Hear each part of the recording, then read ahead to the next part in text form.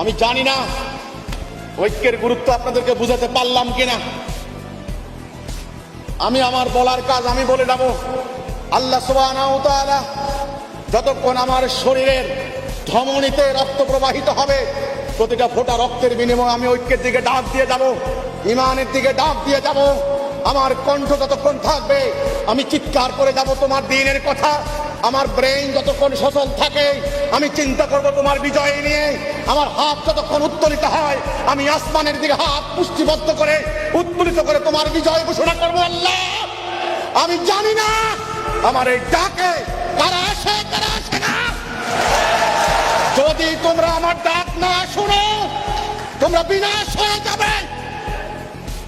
আমি আল্লাহর পক্ষ থেকে বলছি কথা, এটা আমার নিজের নফসের কথা নয়। আমি তোমাদেরকে রক্ষা করতে চাই, তোমাদেরকে বাঁচাতে চাই। আল্লাহর কসম তোমরা বাঁচবে না, বাঁচবে না, তোমরা বাঁচবে না।